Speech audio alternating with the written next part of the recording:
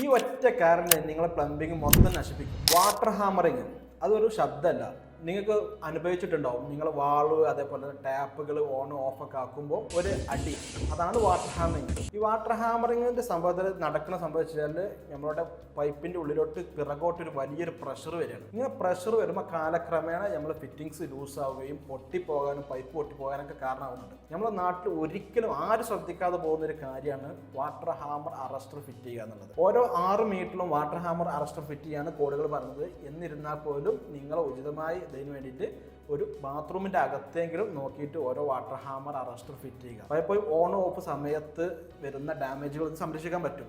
അതുപോലെ തന്നെ നിങ്ങൾക്ക് ചിന്തിച്ചറിയുന്ന കാര്യമാണ്, ഞാൻ എൻ്റെ വീട് 5 വർഷം കഴിഞ്ഞു 10 വർഷം കഴിഞ്ഞതിന് ശേഷമാണ് ഈ ഫിറ്റിങ്സ് പൊട്ടിയത് എന്നൊക്കെ പറഞ്ഞിട്ട് പലപ്പോഴും കംപ്ലൈൻറ്റുകൾ കാണാറുണ്ട്. അതിൻ്റെ ഒരു പ്രധാനപ്പെട്ട കാരണം അതാണ്.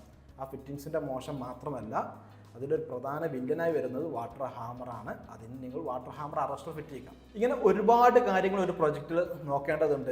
ഞങ്ങൾ ചെയ്യുന്നത് വെച്ചാൽ MEP കൺസൾട്ടൻസിയാണ്, ഇലക്ട്രിക്കൽ പ്ലംബിംഗ് മെക്കാനിക്കൽ, ഇതിൻ്റെ ഡിസൈനിങ് കൺസൾട്ടിംഗ് ആണ്. ഇതുമായി ബന്ധപ്പെട്ട് എന്തെങ്കിലും എൻക്വയറി ഉണ്ടെങ്കിൽ ഞങ്ങളുമായി ബന്ധപ്പെടുക. താങ്ക്